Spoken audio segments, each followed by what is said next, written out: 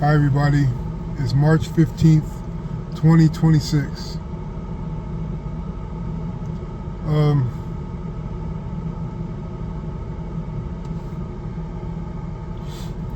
One of the things that I think is overlooked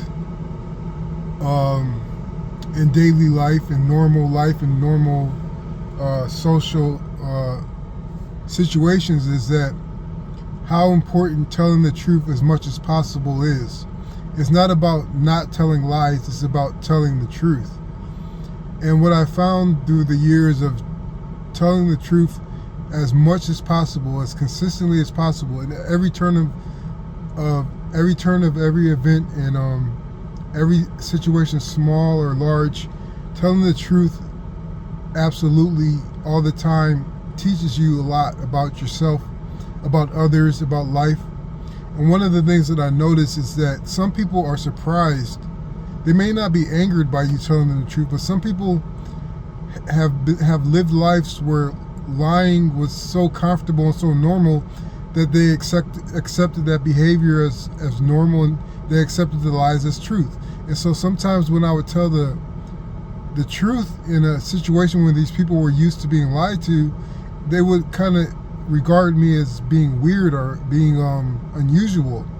And I had a problem with that. It's like if it was normalized to tell the truth in all situations, that could possibly take years off the collective age of this entire planet's population. Just knowing the truth, being able to rely on information, being able to trust what your friend, your cousin, your mother, your brother says. How reassuring and how comfortable you would feel and secure knowing the truth at all times. And that would protect you from being oppressed. That will protect you from being imprisoned wrongly in whatever situation you may find yourself in. So this gets me to thinking about ignorance. I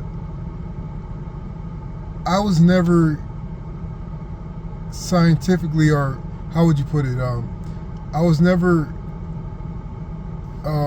diagnosed with a learning disability or a learning or mental handicap. Like, in other words, to say I was never called dumb, but I was ignorant. And the way that my ignorance was put into effect in my life was actually fortunate, because for the longest I just thought everybody was acting naturally. I thought everybody was as I just said, I thought everybody was telling the truth to each other. We were just being children. We were just trying to have fun. We weren't trying to put on airs or whatever. We were just living our life. And so once I snapped out of this ignorance, it was a abrupt into my childhood, not my childhood, but abrupt into my childhood psychology. And so you would think that the brutal awakening so abruptly would break me, but that ignorance that I had all those years kind of gave me it kind of gave me a strength. And the strength was particularly the ability to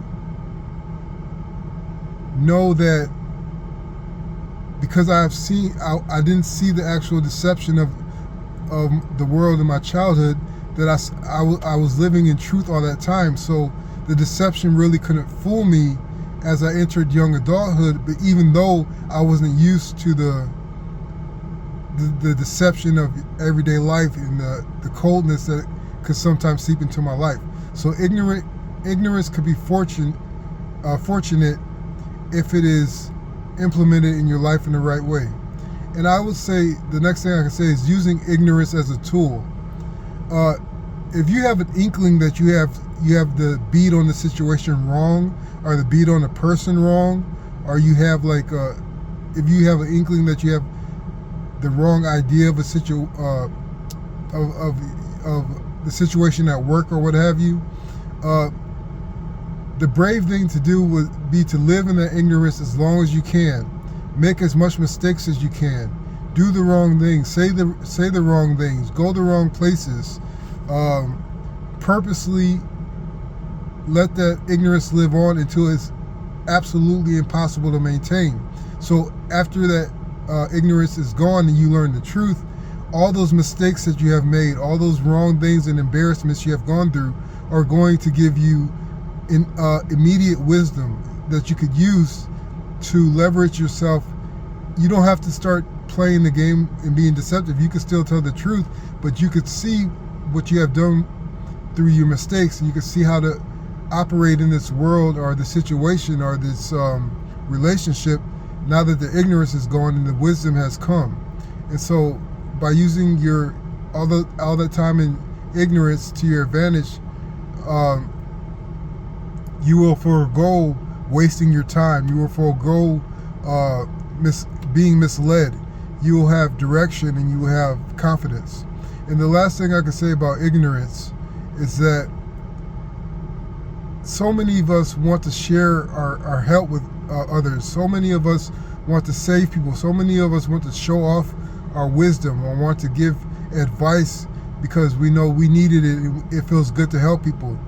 But if you learn to let others live in ignorance, and if you're close to them, you can stand by them and hold them by the hand and let them walk in their ignorance while you know the truth and guide them to the truth.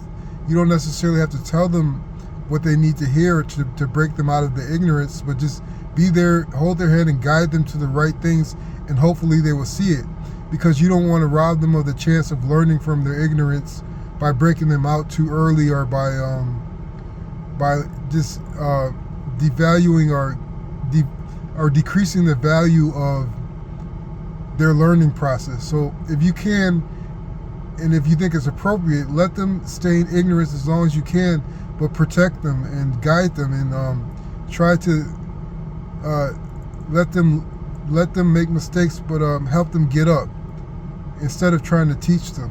So I hope this helps. Thanks.